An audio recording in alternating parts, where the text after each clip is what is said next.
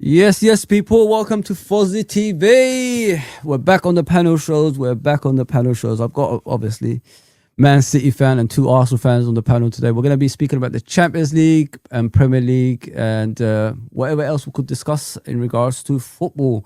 I've got Kels obviously in the house. I've got Dio and I've got Tops. What's going on, people? How's everybody? Good. Hang on, guys. We're good. Sorry, let me start by saying, can you move the Arsenal guys to the top, please? Why am I below Man City?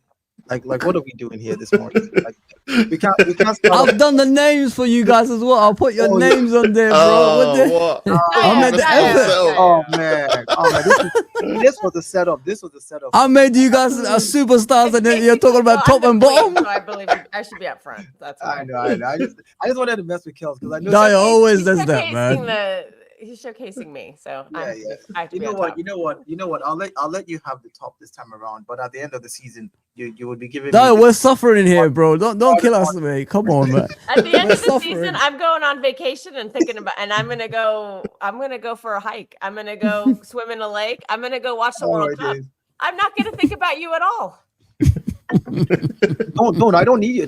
I will be thinking about me, and I will be thinking about all the trophies I win at the end of the summer. So yeah, it's cool. It's cool. Man. Appreciate you, man. Appreciate you having me, man. No, definitely, man. Definitely. Is everyone's okay there? Life, everything's good. Everything's good, guys. All of you. I'm talking to all of you, by the way. Yeah, all good, man. All good. Obviously Arsenal doing quite well in all competitions so far. So just hopefully you can get over the line, man. But obviously we'll get into it. But yeah, other than that, man, I'm all good, man. Good. Thanks for having me on as well. And obviously Always. So, guys, we're gonna start obviously with the Champions League because that's the thing that's just finished recently. What do you guys think of this new format? Is it as good as the last one, or are you guys, are you happy with what you see nowadays, like in regards to the way football's changed, compared to what we're used to? What was the norm before? That's to everybody, guys. Listen, it's freestyle. Everyone could come in and say whatever they want to say. Because when I watch the Champions League, I don't find it as exciting as it used to be. If you know what I mean. Obviously, in the group stages, was a league in a way. I miss the group stage because it used to make it more competitive, in my opinion. And only two teams come out of there and go to the next round, last 16, of course, and all that stuff. But at least the league stages on the group stage was entertaining, in my opinion. But now, like, you don't even know who you're getting next week. It's all like congested everywhere. What do you guys think about the new format? Are you up for it or against it, for what you guys can see? I think the new format would take some getting used to. That's the truth. But again, we see that I think the main reason that this new format was created by UEFA is money. Let's boil it down to what it is: more games, more money, more TV time, more broadcast. And the more money you have, the more you can sustain the Champions League and make it bigger. If you don't have money, it's going to die away. It'll die away like the Cup Winners' Cup. It'll die away like, the Interfares Cup. Like all these European trophies they had before all died away because they were not able to, make it viable financially. So I think this format is here to stay. They're going to find ways to add more and more money. You see FIFA getting involved in the Club World Cup in clubs. FIFA should not be regulating anything for clubs, but now it's about money, so... I don't like it, but I think it will grow on us. I think it will take some getting used to. After the next two Champions Leagues, we're all going to be used to this whole format. We're going to start to like it. Before, back in the day, remember, Champions League was what? How many groups? It was always 6 groups. Then it became 8 groups. It was A to F, then A to G. Then, they just kept on adding and adding and adding. And even when it went from 6 groups to 8 groups, we complained. Now there's just too many groups, too many teams. It used to be 24, now it's 36, and then it's and it's always going to get bigger because So I'm okay with the new format because it also gives you the chance to play multiple different types of teams. We played Bayern, Inter, we played Carabao. Like you play the low, the highs, you play everybody at one time during that stage, and you kind of get a feel of who they are, just in case you meet them again. Somewhere down the line, you kind of already have an idea. In the old format, you only played the guys that you were with, and that was it. You didn't get the chance. So I think it's a good. I like it. I like it so far. I mean, I'm getting used to it. That's what I would say. Because again, you might be top of the league phase and just drop out. We saw PSG last year not make top 8 and then come back in and win the Champions League. Champions League. So I like that. That's the excitement for me. and football has changed. So you have to enjoy it for what it is now. It's not like back in the day. So, I'm trying to enjoy the new format for what the format is and not try to compare it to what I was used to before, basically. Yeah. What about you, Kills and Tops? Yeah, I like the new format as well. Personally, I feel like it gives you a chance to see more different games. Like obviously Dale was saying, in terms of you get to see more top games, teams against each other that you wouldn't probably see in a normal kind of Champions League campaign. I feel like from an Arsenal point of view, I was getting a bit sick of like we'd get into like the group stages, we might get one big team, finish second place, and then we'll get Barcelona or Bayern Munich, and then we're out. So you don't really get like a merge of seeing different kind of teams play. But at least with this format, like I said, we can play Bayern Munich, we can play Inter Milan, we can play Olympiacos, we can play like a different range of teams and see how good we are home and away. Whereas before, it's kind of very limited to kind of that kind of group stage. And then if you get a big team in the next round, you're probably going to be out. So I do feel like there's a bit more variety in terms of the amount of games you can watch. Obviously, there's a separate conversation in terms of the quality of the games, because like we were saying, obviously the quality of football is just deteriorated from back when we used to play in terms of individual brilliance and stuff like that. So I do think that's obviously a massive issue. But yeah, I think you're going to obviously, it's going to take a little bit of time to obviously get used to kind of the format. It's only the second season it's been obviously in play. I feel like, again, last season Liverpool were a little bit unlucky because of them finishing top and them still getting PSG. And I feel like they've tried to iron that out this season with obviously having the top team having to play their first game away every single time to get the home advantage in the second leg. So I feel like there's a bit more of incentive to kind of finish in that top echelon. And you see it obviously with Arsenal's draw on paper, how it's kind of benefited them being on the kind of quote unquote favorable side of the draw. Obviously, we still have to beat the teams on that side. But yeah, I feel like they're trying to implement certain things to kind of make it a bit more beneficial to kind of the group games. Because like you said, there's a lot of teams in there. Sometimes you don't know who you're playing. And sometimes, again, you could be in this position one week and then the next week you're further down below in the table because of certain other games. So yeah, I feel like there's still a little bit of ironing out to do. But overall, I'm enjoying it. I feel like we do get more kind of value in terms of actually having Champions League level teams face each other more regularly. So I think that's kind of a benefit and a plus. And yeah, we'll have to wait and see how this kind of Champions League kind of fares out in the end, bro. But yeah, I'm enjoying it. I really like it because this week you could play Bayern and beat them, then play Bodo next week and get beat by Bodo. It's like that's it, man. That's the range. The variety. It's like when we're going to play Carabao in the last leg, and I knew we were going to rotate. I was saying to myself, if these guys beat us and they scored 2 goals, we beat them 3-2, right? If I'm not mistaken. That was the only team to score 2 goals against us. Yeah, exactly. Yeah, exactly. And they were bottom.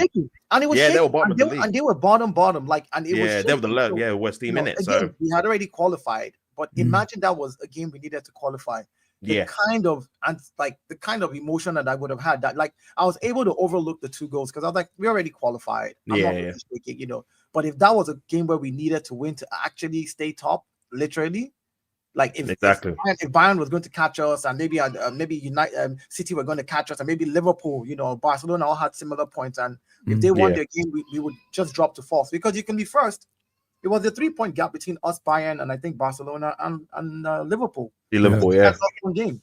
You had 15, we had 18. Like if we had lost that game, you guys could have just gone 18 and 15, and 15 would just come all the way to 4th position. So that for me is I'm trying to understand that excitement and just go with the flow because it's changed now. So yeah. What about you, Kels? What do you think of it? I think I'm opposed to it just because there's just too many games now. And I think because of it, I think the quality of the football is just going down. Yeah. I mean, 8 games is too many league phase games. Then there's a playoff. Now, I mean, the R16 is still that's still the same. So there's no differences there. But I just think it's just too much football. I'm starting to get fatigued by it all. And I know and Dio, what he said earlier, how they're going to try to find more games for it. He's absolutely spot on because FIFA, they don't care about the player welfare and they don't seem to care about the quality of the product. Yeah. We're seeing some of the nastiest football that I think I've ever seen in my life. I'm saying across the board. Like I'm saying there's a lot of teams that just play football that I just don't enjoy anymore. So I've actually just stopped watching. I've stopped watching the Premier League now because I think the Premier League as a whole has just become unwatchable. We're gonna speak about that. We're gonna speak about that later on. I think there's a solution. I think there's a solution to the problem, like to the more games that you're talking about, which is they need to now allow teams to have a larger squad, which is instead of 24. Honestly, there's no point to that. No. Let me explain why. I thought this through a while back, and I was like, I saw this same change happen. There was a time in football where you could only make 3 changes. Yeah. Before it went to 5. Sometimes Like, one, I think it went to 2, then yes, 3. and Yeah. and there was a time in the like when my dad, watched football all his life, and so I was born into watching on VHS and Betamax. My dad would dub the game. And Betamax, yes. I would rewatch He's one of us. Like, dude, I watched the 1982 World Cup, the Zico Brazil versus Argentina, where the fans set the pitch on fire. Mexico 86, hand of God, Diego Maradona. Yeah. So like all of these games for me back then, there was a time where I think, if I'm not mistaken, you could only make 1 change in the first half and your other changes in the second half. The rules have always changed from 3 to 5 to substitutions to this to that. And now, because it's changing again, I think that the change that needs to come with it is, let's have a larger squad and you can make more changes in the game. You can have 30 players, right, give or take, which will allow for more games, will allow for more rotation, because now you got 15 and 15. So you got your 11 and 4 extras, right? Again, that gives more money to the club, more gains to the teams, and eventually more money for UEFA and FIFA, and everybody will be happy. I don't mind having 2 versions of Saka on my squad. Exactly. I don't want a drop off. I don't mind having. I mean, I'm sure you wouldn't mind having 2 Haalands. One playing in the Champions League and one play. You wouldn't mind that. Like, you'd enjoy it, because now you have really good squads across the board in all clubs, like double, and they can go head to head. And I think the games will get a lot more exciting. Managers and clubs are trying to protect their assets, hence why you don't see the Dio, do you think it's because it's new, people are against it? But with time, do you think people are going to change their mind eventually? Like, I think that's. I mean, if it gets more exciting, if you know what I mean. Yeah, it will. They will get used to it eventually. I hated the change from 3 substitutions to 5, because I felt like teams that had better players now had an advantage. Yeah, that's how I felt when it first started. Yeah. But then over time, I realized teams realized that, so teams got quality players on board. So if I need to change 5 players, then they changed this new concussion rule, which they added, which is, if it's a head injury, it's not a substitution. It's like they've changed all these nuances, and we're all enjoying the benefits of it now. We didn't like it when it started, so I think eventually we're going to catch up to this. 100%. Guys, in regards to obviously individual teams, we're going to start. Let's just start with Man City against Real Madrid. Sorry, Kels. What do you think of Man City's performance, Kels? Like, in regards to that game, because I watched bits of it. I didn't really watch the whole game, but Valverde scored a hat trick, and I didn't see a lot of your attacking players, in the game either. What's happened to Man City in regards to being in the game and dominating? Is there something that's changed dramatically at your football club? Because when we're watching Man City, it's not the one where we're used to. Because I understand if things have changed with the manager, you got new manager in and new structure in place, and all that stuff. But what's happened? Pep Guardiola is still there. The team does not look right. And is it going to change anytime soon with him still at the helm? I don't know what's happened to your football club in regards to that, Kels. Honestly, this season has been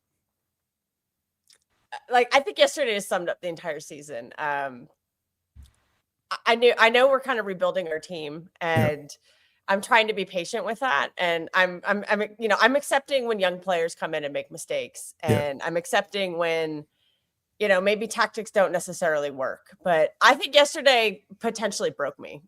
And I think it potentially derailed our entire rebuild for this season. I think what Pep did yesterday was so unbelievably damaging to what he'd been building that I'm now actually absolutely terrified for the rest of the season. What Pep did yesterday was he told a bunch of new players who have been playing very well, that I don't care how well you did in your last game. I'm benching you all because I'm going to play my favorites. His favorites is Bernardo Silva. It's obviously Rodri, Savinho, who's done nothing to earn that. And so yesterday he made a tactical change that just like Aït-Nouri has been playing left back for the past couple of months, and he's looked amazing at it. Yeah. And we've had this great tactic where Aït-Nouri is an overlapping fullback, and that's allowing our left winger to invert into the middle and be a creator. And that's been working brilliantly. Nico O'Reilly is now playing in the midfield, and he's actually saved our midfield because Pep Guardiola is insistent on playing Bernardo Silva and Rodri in 2026 together. Yeah. And the only reason that had not been a disaster the past couple of weeks is because Nico Riley had been there saving everybody's butt. Because Nico Riley is, he's a young, tall, physical midfielder with legs. Bernardo Silva is old. He's been washed up for a couple of seasons now, and I frankly don't understand what he brings to our team anymore. So Pep decided to throw all of that out the window. Mateus Nunes has actually been. He's completely changed my mind on him. I thought he was just a failed midfielder signing. Pep has coached him into a very serviceable right back, and I think he's actually one of the better attacking right backs in world football right now. Wow. I think he's really improved himself, and that's me giving him a lot of credit, which I never thought I would do because I thought he was just a failed signing, and I never liked the guy. I don't like the way he came to our team. I really hate when a player just basically disrespects their old team by force, like not coming to training. And Mateus Nunes did that to come to City. And so I've never warmed up to him, but he won me back by his hard work, his willingness to just get down and do the dirty work and improve himself as a footballer. And I really respected that. It took me a long time to realize that, but a lot of these players, Semenyo has come in and done quite a few, some good jobs. Jeremy Delco has improved quite a bit by playing that inside forward role. And Pep just decided to shatter everything yesterday. Another one I forgot to shout out was I think Husanov has been outstanding as a center back. And so yesterday Pep just decided to take all that progress that all these players have made.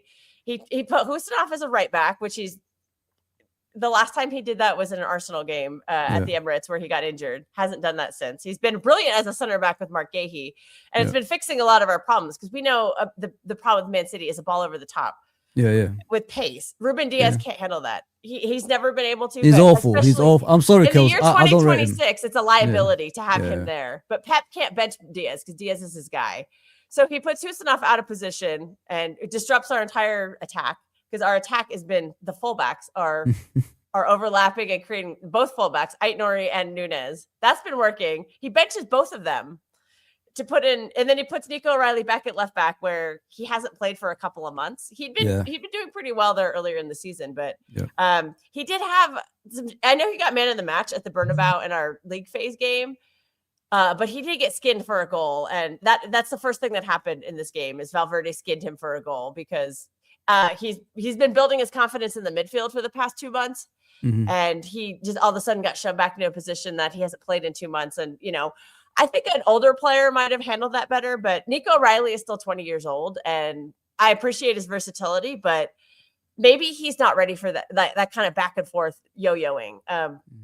I'm starting to see now I think maybe that's a big reason why Phil Foden is having such a poor season is Pep is doing the exact same thing to him. Now Pep won't even play him. Kels, let me ask you a question. Don't you think the form that you're in at the moment is due to like too many changes every single time? Like he hasn't got that consistent lineup, if you know what I mean. Maybe that's what's missing from this team. You chopping and changing, maybe it's what's distracting these players every single time. You're playing with different players instead of like playing with the same players all the time. If you get what I'm saying, you look at Arsenal, they play with the same. I'm going to push back on that because we haven't been chopping and changing. That's the point is we went 11 undefeated without chopping and changing. He changed for the cup just because he wanted to rest people. And ironically, that cup game that we had on Saturday was probably our best performance of the season. And it contained none of his favorites except for Savinho. Bernardo, Rodri, and Diaz didn't play that game. And I think I realized now in this past week that I think we're playing our best football with Nico Gonzalez this season. I think Rodri cannot handle this role that Pep is asking him to do. I don't think prime Rodri could be. I don't think any midfielder. We've seen it in multiple games. We saw it in the Manchester United game. Pep asked him to play him in the midfield by himself. We saw it at Bodo Glimt. It doesn't work. It didn't work against United. It didn't work yesterday. I don't know why he's asking Rodri, who's 30 and coming off of an ACL, to play a midfield completely by himself. That doesn't make any sense to me because I think the thought process is Bernardo Silva is going to help him out. Bernardo doesn't stick with him. He needs a pivot next to him in some of these games against physical midfielders. We saw it against Nottingham Forest too. That midfield could not handle the physicality and the legs that Nottingham Forest midfield have. I know they're having a terrible season, but Elliot Anderson and Morgan Gibbs-White are two very young physical midfielders who just easily bullied our older players. And this is becoming a problem when we keep seeing the same thing like happening over and over again. And I feel bad for Nico Gonzalez too, because I think I think he was part of some of the best football we played this season because we had an Mhm. 8-game unbeaten streak back in maybe it was a win streak back in like November, December, and Nico was playing the midfield by himself. And his reward since Rodri has come back is he's just not even he's played 2 cup games in 2 months. He's nowhere to be found. He's not even getting sub minutes. It's not like late in the game. Pep's like, let me get some legs in here. No. He's just sticking with his guys. And I think it's causing us to drop some of these points that we shouldn't be dropping. And I think the loyalty that Pep is showing to some of these players, the guys who did it for him, I think that's a mistake. They're just not good enough anymore. I'm sorry. In 2026, Bernardo Silva's not good enough anymore. Rodri by himself is not good enough anymore. It reminds me of Klopp with our players. Yeah, that's what Klopp did. Yeah. That's why I said yesterday broke me because I think he just damaged the confidence of all these players that he's been building up. These younger players who are finally fitting into his system. They're succeeding. They're achieving things like they got to a cup final. That's a big deal for a rebuilding squad. Yeah. And for Pep to just bench them all in a big game at the Bernabeu, I don't get it. I think you guys could come in anytime, Tops and So I'm completely like I said, I am shattered from yesterday. I think it just I don't blame you. I don't blame you for this rebuild and the rest of the season. As a fan, I can understand why the emotions are that way for you, but as a rival, just looking from the outside and knowing the Champions League, like one of the most important things in the Champions League is experience because it's a knockout tournament where anything can happen.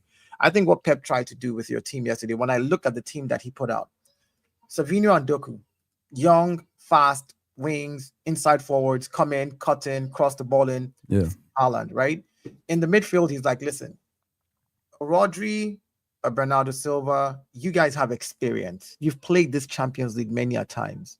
It's about positioning. It's not about legs now. Use your experience wisely in that midfield, right? In defense, I think the reason he put Kosanov on the right-hand side, if I'm not mistaken, because I think Kosanov played your right back, right? Yes. Yeah. Yeah, he did. I would have done the same thing as a manager. We're talking about Real Madrid's, what's his name? Vinny. We're talking about Vinny here. I'm not going to trust. I need somebody physical. Somebody to body him off the ball a couple of times. Somebody who's just as fast as he is. Like I'm thinking that's your manager's thinking, right? He's looking at the game, he's looking at the team, he's looking at the Champions League, and he's saying, I've got to be able to set, because again, it's a knockout game. Doku put the ball across the 6-yard box. I think 3 times there was nobody there. Yeah. Like these were chances that City could, like I was watching the game and saying to myself, City has to equalize here. Like, because you created those chances in the first half. I think the issue was you didn't take those chances. And because of that, as the time went on, 70 minutes, 80 minutes, it kind of dwindled, the hope and the enthusiasm that you had at the beginning of the game. But I think that the way the team was set up based on, because again, there was no Rodrigo, so you didn't have to worry about him on the left. I mean, on the right, sorry. You had to worry about Vinny on the left, who was going to be the danger man. And he won that penalty. And then, messed it. Donnarumma did great by saving that penalty. Honestly speaking, because he did. Penalty is a lucky thing. If the goalkeeper goes to the right place, you take a bad penalty, boom. Like there are some penalties that I can say, yeah, very, very good. Nobody can stop it. But if you're lucky enough to go to the right direction, Kai Havertz's penalty almost got saved. It literally squeezed in, right? Am I? It's true. Yeah. Kai's penalty almost got saved. The penalty against Leverkusen, it literally squeezed into the. Even he was like this, like you saw him hold his breath and go, and even he just couldn't even celebrate. Like he was like, all right, cool, it went in. So my thing is penalty for me is a game of luck sometimes, but I think you created enough chances to be able to leave the Bernabeu with a draw. I think Pep's thinking was that. That's what I kind of see. Because again, enthusiasm. We saw what's his name? Your new signing, Semenyo. Semenyo looked out of place. Yeah. I honestly felt like he looked out. I was watching and like, Semenyo, what are you doing? Like you're doing too much. Oh, I feel like on that. I felt like those are some of the signings that I thought, Gehi, and I can understand those two because they just came in January. Yes, they're Premier League players, but they're coming into a new system with a new manager that has a new process and everything. So I can understand if they have off games because they're still trying to figure it out, right? Also, But the, that was for both Gahey and yeah, Semenyo. and That Semenyo, was yeah, their that is- first ever Champions League game. And that- it's at the Bernabeu. I can understand if there's some nerves there. Yeah, That's When what I'm Pep saying, like, Guardiola asked Antoine Semenyo, who's a winger who just, he's not super technical player, to play as a 10 in the biggest game of his career. Like, what are you doing? You're Yeah, it's a setting that bit guy mad. up to fail. And he Yeah, did. He was I- awful in that role because he's not technical enough to do that. He kept losing the ball that created counterattack opportunities for them. Yeah. Because he can't do that role. And Pep Guardiola picks the biggest game of his career to ask him to do something he's never done before and doesn't But again, know you how have to to- do but- and doesn't but you have the also- skill set for. I Kels, think that could shatter his confidence yeah, for the rest of the season. Kels, I don't get agree. it. I agree with you, right? But I'm also saying you have to think about it. Pep is an experienced manager who's looked at Real Madrid, looked at their injury list, looked at the players that they're going to be fielding, and said to Yeah. himself, "We can have at them with this." Like this, if this was Real Madrid's full, and then again, they also have a new manager who's probably just coached them. He's done maybe 10 games. Yeah. Arbeloa. Like, so again, you're coming into that game with all of this context as Pep Guardiola saying, Yeah. all right, this guy is a new manager. Real Madrid has a lot of injuries. There's no Bellingham, there's no this, there's no Rodrigo, there's no Militao, there's all these players out. Yeah. This is where maybe we can have at them and get a draw. I need you, right? I need you to be able to start playing this role because we might need you in this role in another game. But get used to it because this Madrid team is not at its strongest. I think what killed you guys was individual moments of brilliance of Valverde. Valverde just had a brilliant game suddenly. Suddenly out of nowhere. Let's be honest about it. It was suddenly out of nowhere. Nobody expected Valverde to be the savior. I watched that game and I was like, you know what?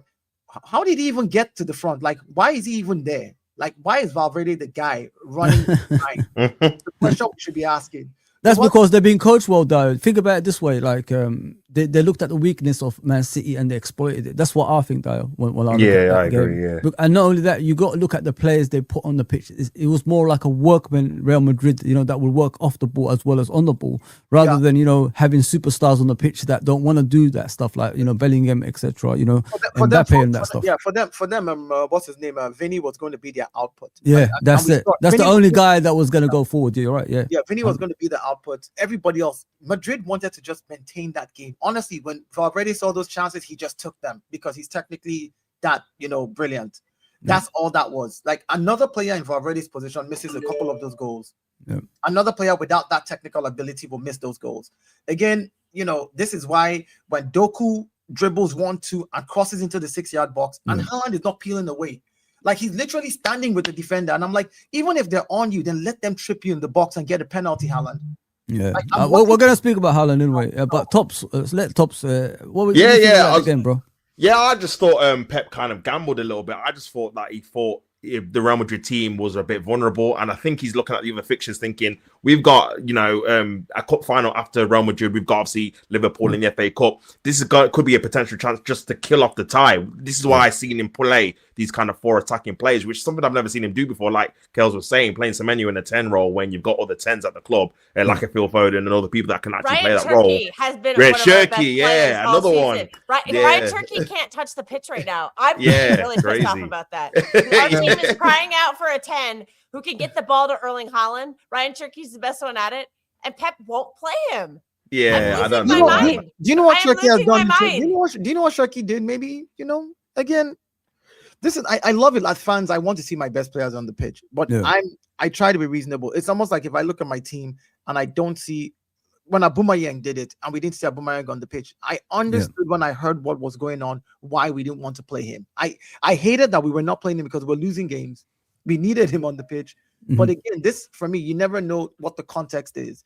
If you come to training twice late, right, you're showing bad example in the back room. And just because you're one of the best 10s I have, I'm now going to put you on the pitch. No, I'm not. As a manager, I've still got to maintain a certain level. As much as I want the fans to be happy that we're playing well and winning, you've got to step up to the rules. I'm not saying he did that, but there's things and context around why you're getting only 10 minutes.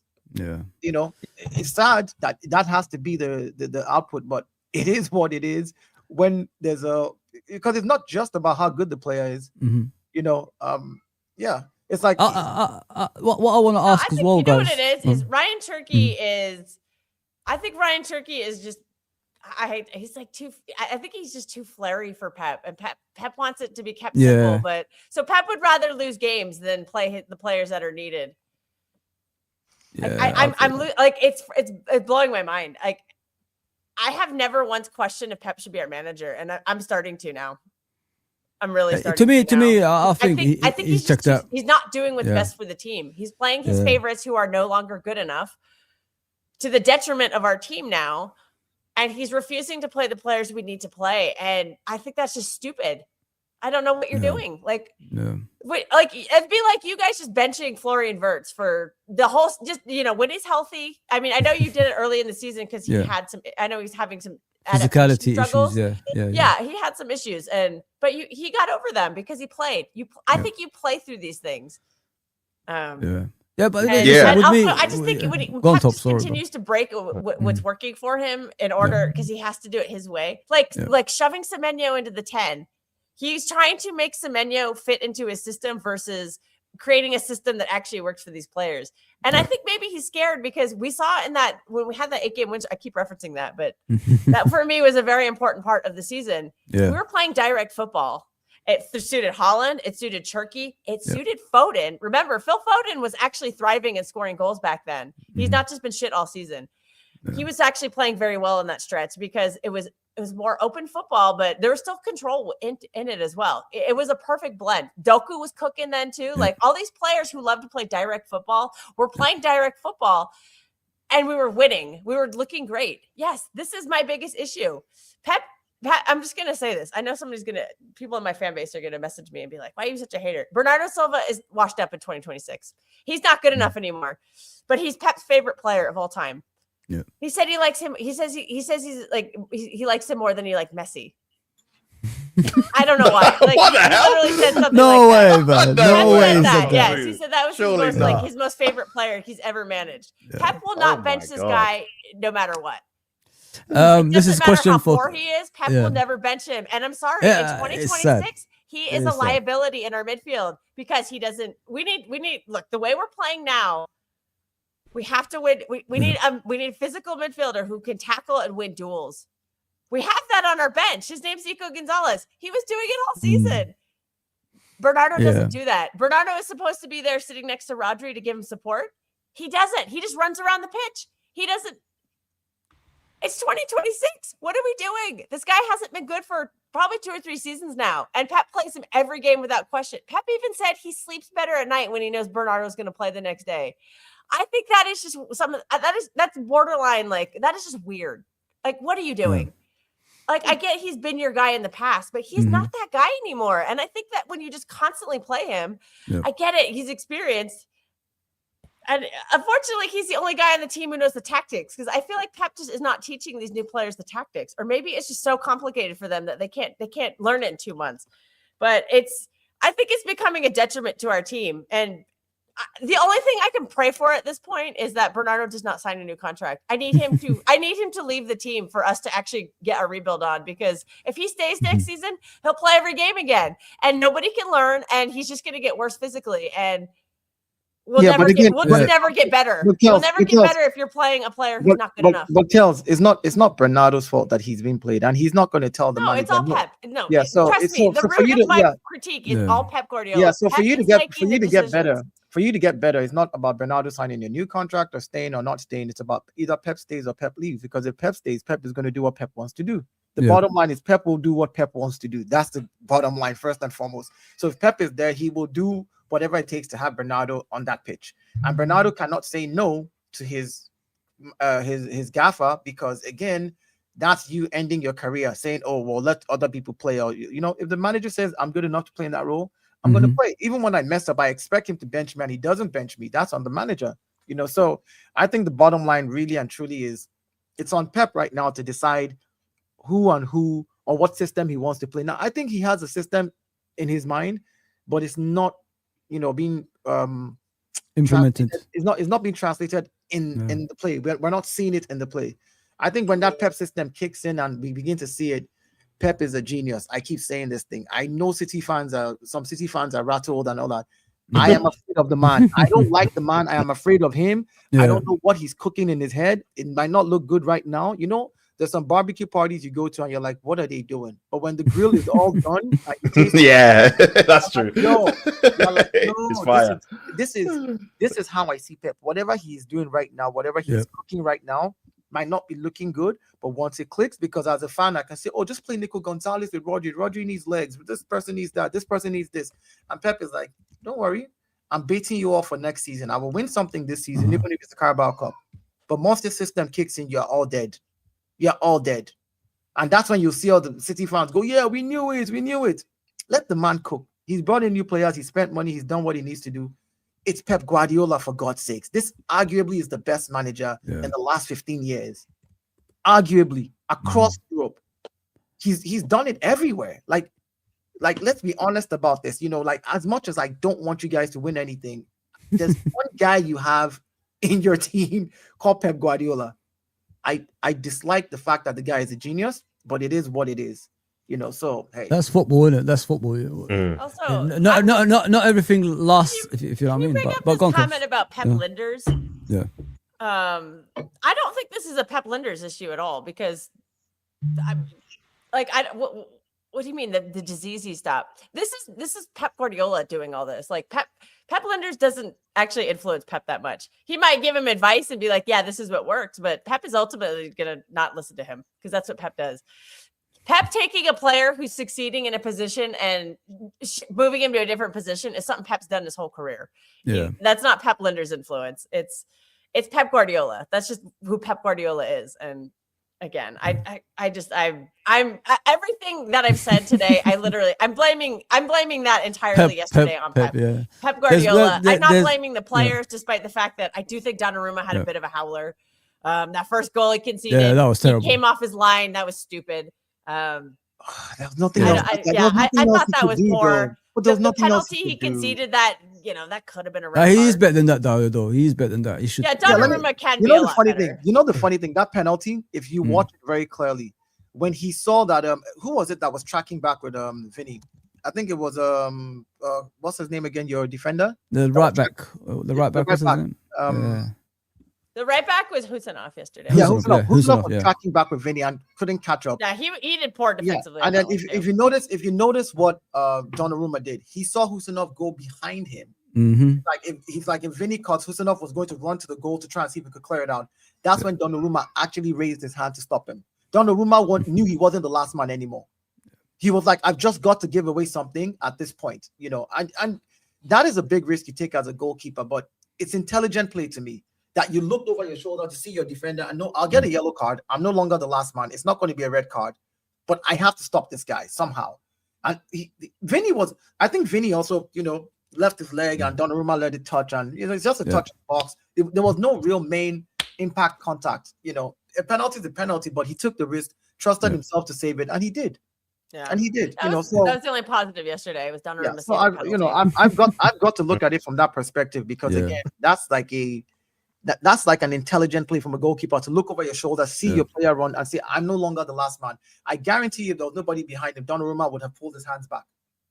He would have rather Vinny went on goal and say, well, let's hope. But the thing is, though, like, should he be facing all this stuff? I think Donnarumma is facing more than what Edison used to face, from what I can see this season. Again. You know why? It's because we don't have a midfield to control the ball. He played a one-man midfield, and we got completely obliterated in that part of the park. That used to be the Pep Guardiola specialty. Yes. The midfield. But honestly, the last good midfielder we've actually recruited was Rodri back in 2020. Like, this club That's a long time ago, man. We are really struggling on this, the part of the rebuild. Again, because he can't phase out players. I think all the midfielders. If Pep had his way, İlkay Gundogan at age 36 would still be at the club. Because but you have to remember he has no legs. But you have to remember that you guys brought in some midfielders that just didn't work. It wasn't because of the system. That's a good point. What you just said there. We've signed in the past couple of seasons. We've signed two. Yeah. One of them was Calvin Phillips, who was always intended to be a backup. Mateus Nunes. Pep literally said in a press conference that he's not intelligent enough to play in the midfield, or he's not clever enough to play in the midfield. Kovacic is And always it was- been injured. You had Kovacic. who you Kovacic also was had- always rotation though. Like know, I'm I know, talking about the next future midfielder, like Okay, signing, yeah. like, Nico like Riley- when he Nico- signed Bernardo Silva at age 21 or 22, Mhm. and he Nico carried us for Riley, 10 you years. have Phil Foden there. You have players in there that can actually play in certain attacking roles in the midfield. Your defensive role, I get it, but you brought in Nico Gonzalez now, and you still have Rodri. Again, regardless of how we want to overnight. Why aren't we playing say- them? No, if overnight, if we want to say like, oh, a Mm. Ballon d'Or player is now finished, no, we can't do that overnight. It's one season of ACL injury. We know what ACL does to people. Takes time. But Yeah. it takes time for it to come back. So I'm not going to write Rodri off. But I'm saying you have a Nico Gonzalez that can play in the 6th role. You have Phil Foden, who you need to ask questions about. Because again, when Pep did give him chances, Foden just looked bad in the games. It's like, this is player of the year a couple of seasons ago. You know, like, this is not a player that we should be. I'm not dissing him. I'm just like, what's going on with him? Because you can't say you don't have a midfield. It's just not clicking. The midfield is just not clicking. You do have players in that midfield. If you're looking for physicality, you Pep can is play. choosing not to play them. That's the point I'm trying to That's make. the We problem. have Okay, the okay. players we need to play. I have been crying all season for Rodri and Nico G to play together because I think you need the physicality. And quite frankly, Nico Gonzalez has worked very hard to become a serviceable DM. That's the hardest role in world football for me. A Pep Guardiola 6 is the hardest role that any player will ever play in world football. And he's finally learning, and he played a lot earlier this season, and he did well. I don't understand why you wouldn't just play them together, because if you remember back to when Rodri won the Ballon d'Or towards the end of that season, Rodri was actually pushing more forward as an 8. Mateo Kovacic was sitting back and just sitting there being like, so when a counter happened, he'd be there to kind of take care of it. And Rodri pushed forward towards the end of that season, and he started scoring a lot of goals and creating a lot of chances and getting assists. And that's why he won the Ballon d'Or. And that's why I say that makes Rodri so special. He's a world-class 6, and he's also a world-class 8 at the same time. That was down to Pep. Why can't you replicate that with Nico Gonzalez? But that was down to Pep. Again, you have to understand. We've seen Nico Gonzalez when he's played as a lone 6 under Pep, and he's been under pressure and he's lost the ball many times. That's why you play with Rodri. I know, Rodri can but sit listen, there and help him. hold on. But what Hang on, guys, hang on. Guys,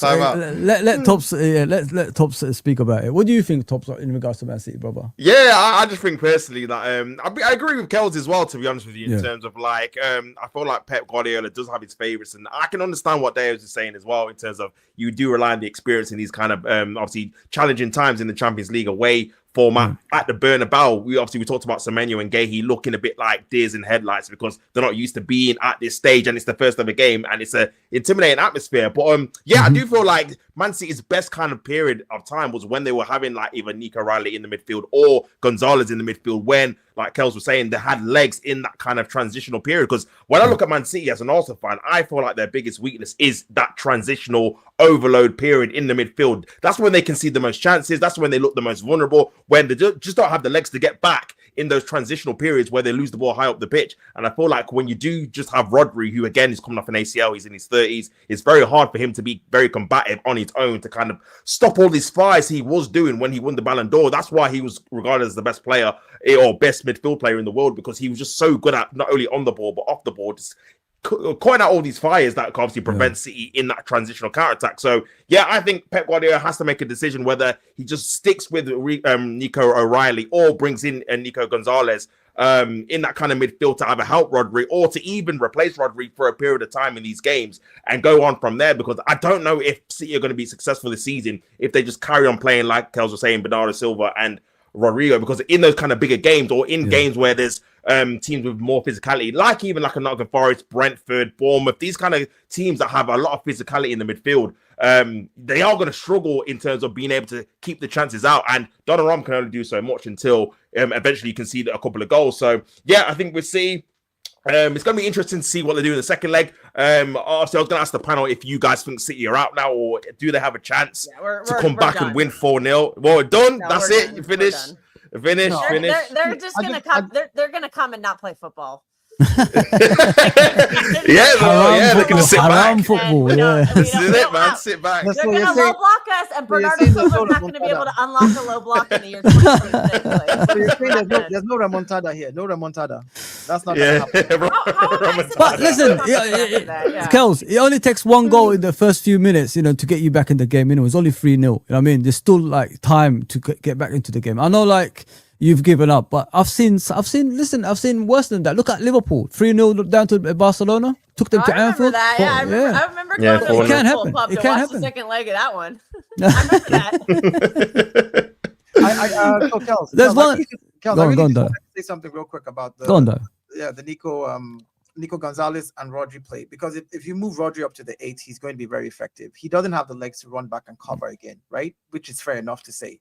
But we've seen Nico Gonzalez on his own as a lone six when anybody drifts away from him, where he's also been calamitous. He does mistakes when he's alone. Mhm. So here's the problem. If you play both of them, and I think as a manager, if I sit down and look at that and say, well, last season, the reason Rodri won Ballon d'Or is because he was able to go. Yeah. Kovacic was screening, right? Rodri was Yeah. allowed to go forward, create chances, score long range shots, crash the box. Yeah. All of a sudden, we're seeing a different side of Rodri. He gets an ACL. He doesn't have the legs to be able to now do what Rodri does, which is go forward and come back, right? At this stage, this is why I think you guys wanted Declan Rice just before, like at that time, because you noticed that you needed a player just like that, just like him, who could help him go forward and cover for him. The legs, engine. Yeah. Now, if you play Nico Gonzalez and Rodri goes forward as an 8 to crash the box, doesn't have the legs to come back, you're leaving Nico Gonzalez on his own as an island. And we know what can happen with that as well. In a transition or in a counter, Nico Gonzalez is fallible to a lot of mistakes. Then you start to blame Pep again. So I think as a manager, he's probably thought that through as well. I'm not giving excuses for him. I'm just going based on. He literally said he's never going to do it. Yeah, I'm just going based on on just gameplay. Like if I were a manager, I would have to look at the strengths of all these individual players and where they're at the very time. Mhm. Right, and I'd really want to figure out, okay, what do I do? How do I use them? And then against the team that I'm playing against. If it's a team that's playing a low block, well, hey, I've got to figure out how to change it. If it's a team that's going to play open play, then fair enough. Maybe I can then risk it and do that. So I don't know, man. I'm just saying, because I think Pep is a genius, and anything he does, anything he does, I try to analyze it. I don't look at Pep and be like, I don't like City as a club, as an entity. But Pep, every formation he puts out, I literally take out a pen and paper and I start asking myself, this player, the context, why is Pep doing this? This man is a madman. He's cooking something. You guys are going to see what he's cooking soon. I'm telling you. Yeah, 100%. Well, I think this 3-1-6 is not suiting anybody on our club right now. Yeah. I'm getting a little frustrated. He's been doing this like 4-2-2-2, but all right, then to counter it, you know what did look very good. Granted, it was a cup game, but it was still at St. James. But the two Nicos together actually did look quite good. The two Nicos together. Now we're talking. You see the Rodri Nico one. The Rodri Pep did that, and it looked good. But again, Pep can't do what works because it doesn't include his favorites. That's my point, though. Maybe against that team it worked. Against the Madrid, will the two Nicos work? Because you've got to think it through with their strengths. Again, you can have two very powerful players in the midfield that can run up and down the entire place. That means whenever you're defending, they're defending deep for you, right?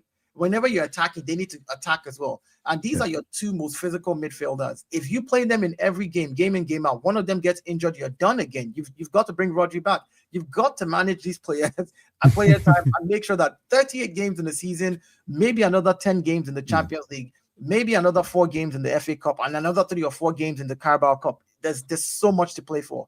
Just because something worked against one team, I would be mad if my manager decided to replicate it in every single game, because eventually it's going to come back to bite. You have to play the team in front of you.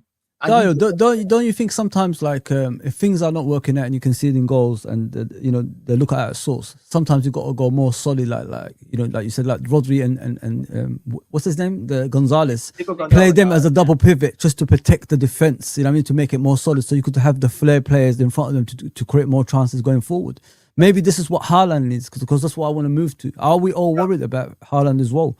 But what do you think about that? Like double pivot, like making it more difficult for other teams to get through the middle. Yes, like you should do that though. But here's my thing. I think again, game management. In the first, we've seen City this season in the first half do very well. They go in, they pop in 2 goals. Second half, they kind of struggle. Literally for like almost 6, 7, 8, 9, 10 games. We've seen enough sample size to say, hey, City has struggled in the second half. I think what Pep should be doing is in that first half, play the two Nicos because you've got legs in the midfield.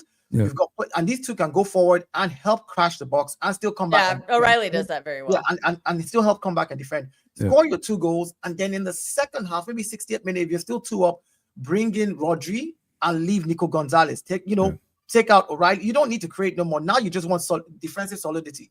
Like if you manage your game that way, where you score and then you look a lot more solid in the last 20, 30 minutes, because Rodri has the experience. He knows. He knows. You do this and you manage the game out. You look better. Good.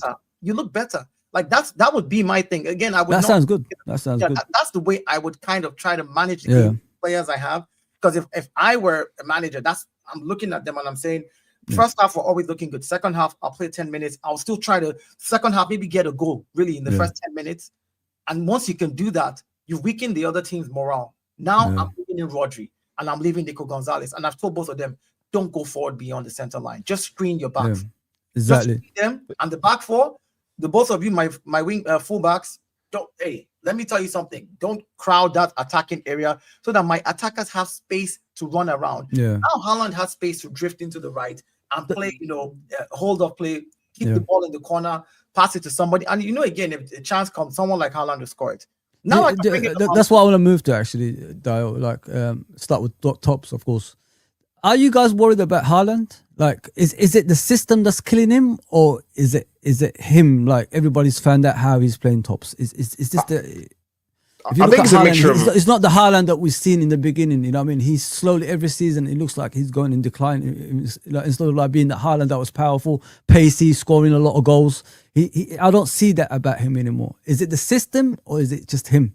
That's the issue. I think it's a mixture of a few things, man. I think obviously you look at Haaland, he made it like a fire start. He was scoring left, right, and center. And obviously during the period of the season, there's going to be a little bit of downtime where he's not obviously in form. And obviously you have to kind of manage obviously how you kind of play him during that period of time. Also, as well, he has played a lot of minutes for this Manchester City team. Obviously, Mamouche was off at AFCON as well. So during that period of time as well, you could have got a little bit fatigued. And also, as well, I do feel like the formations and the personnel that obviously Pep's picking in that Manchester City team isn't like suiting him as well. Like for me, Haaland has to have a relationship with a creative player, whether it's Kevin De Bruyne, whether it's Phil Foden, whether it's Shirky. And I feel like this season, you've seen it at the start of the season when he was scoring all the goals, when Shirky was kind of being integrated into that first team. You've seen the kind of relationship they're kind of building together, kind of bonding with each other in terms of Shirky knowing what kind of runs Haaland likes, the kind of movement he needs to be making for him to be played through, etc. So when you kind of obviously take that away from him, obviously Haaland, obviously he's not kind of a player renowned to create chances for himself, even though he can do it from time to time. He does need kind of real good service in behind or crosses or whatever. And I feel like that has been lacking with the City team in terms of going through that kind of central areas. They are kind of having more kind of emphasis on kind of the wide areas and obviously cutting in, like obviously Kels was saying, the fullbacks overlapping and stuff like that. So yeah, I think it's a mixture of both. Maybe it might be a case of you just put him out the team a little bit. And that kind of comes back to kind of the whole thing with Pep having his favourites, like Kels was saying with the Newcastle game. I thought Mamouche looked brilliant in that kind of forward role. But again, is he going to be a player that you're going to play consistently ahead of Haaland? Probably not, because of the reputation Haaland's got, the fact he scores loads of goals. So yeah, I think for me, potentially, you have to kind of have a team where you've got a focal kind of creative point with Haaland for the majority of the games, like a Shirky, like Kevin De Bruyne was for Haaland throughout the years. And then you're going to get Haaland getting more chances, scoring more goals. Obviously, again, every kind of striker is a confidence player. He goes a long time without scoring. It's like he's going to score. Then he scores a few games in a row. Then he ends up scoring a hat-trick here and there. And obviously he builds momentum. So yeah, I think you've got to just kind of just play carefully with Haaland, because I don't feel like you should just be writing him off, because again, he's a quality player when he gets opportunities on a regular basis. But at the same time,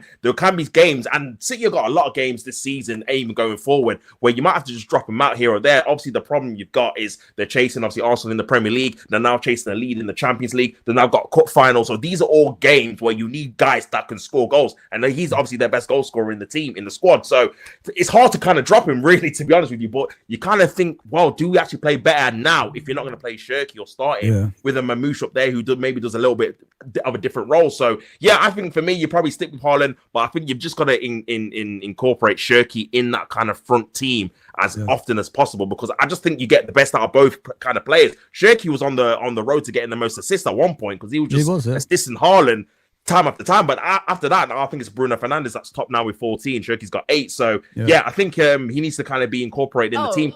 But you know who's actually tied for first on our team in assists? Oh, Haaland, isn't it? It's Haaland. It's actually Erling Haaland. Haaland has to do it himself. You know what's crazy? 2 months of the season, so what he's doing is actually very impressive. And Pep looks at that and says, "Nah, I'm going to bench that." Like, you know what's crazy with everything we've said. Like, I agree with you 100%. Like, bring in Shirky more, let him work with Haaland. But then when you brought in Semenyo as well, you then have to look at how that dynamic changes entirely. Because Semenyo is a player that can also occupy certain spaces that Haaland will occupy. Semenyo can come from the wings and he literally cuts in, and that in itself becomes a problem. That's why you've seen that Semenyo has scored more goals in the 2026 calendar than Haaland. Not because of anything. When you've played both of them, you're going to take a goal away from one, either or. They have to figure out how to work together with Shirky in the team, because now what you're saying is you've got a Semenyo, you've got a Shirky, maybe play Doku, right? Like, you've got Haaland. Now, at this point, you don't have an option. You've got to play 2 DMs. This is where you play either Rodri and Nico Gonzalez again, because you can't risk having another creative player and just 1 DM. Because when you guys attack, if you get caught in transition or a counter-attack, that just leaves you open, knowing fully well that McGahey is just getting into the system. He's a very good defender, but he's now getting used to the Pep system, and you have issues in your defense. Like your defenders have been injured, Diaz has been off and on, Stones is on holiday, just getting the salary, and just living his best life, to be honest. So Guardiola, who was your best defender, is injured for the rest of the season, so understandably so. I think it's we found a partnership that worked, and Pep stopped doing it. I think Gahey and Kusanov was working very well. Kusanov fixes so many problems in our defense because he has that pace to recovery pace. If we do lose the ball in the middle, he has that recovery pace. Gahey and Diaz don't. They don't. And now we're playing I think Diaz is done. The issue's coming back.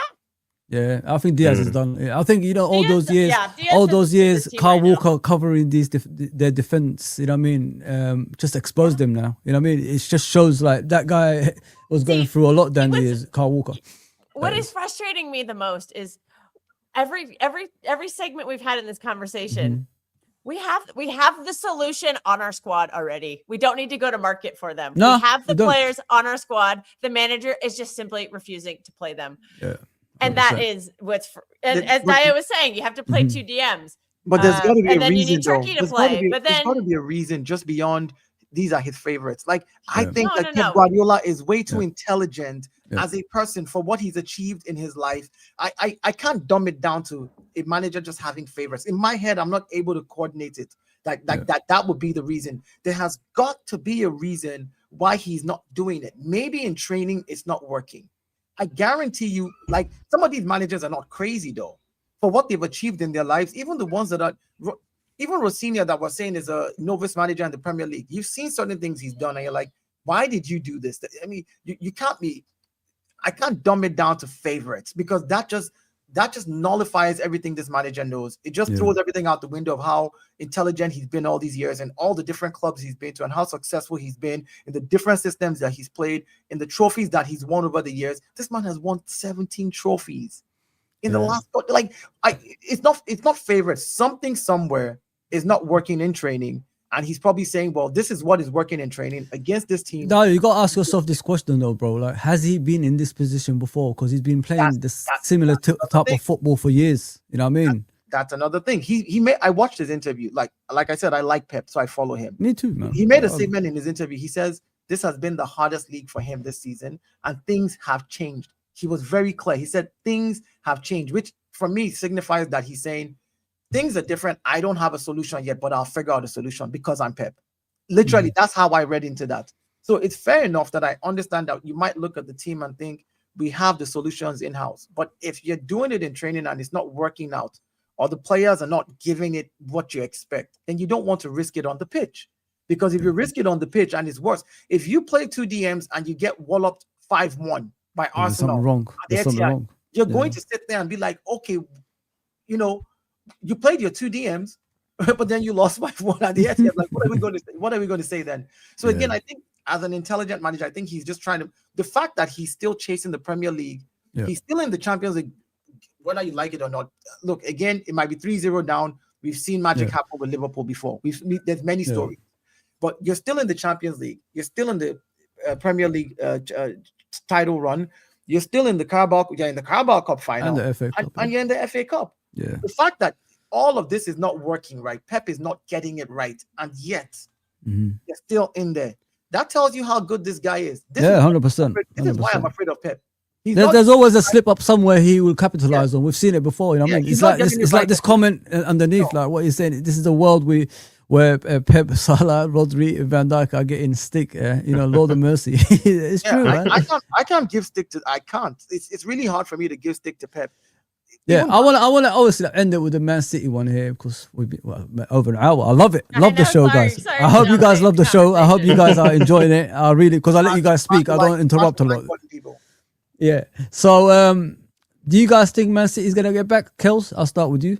They're gonna get through in the next round of the Champions League. No. Dio? I think City would win on penalties. I'm gonna. Oh damn!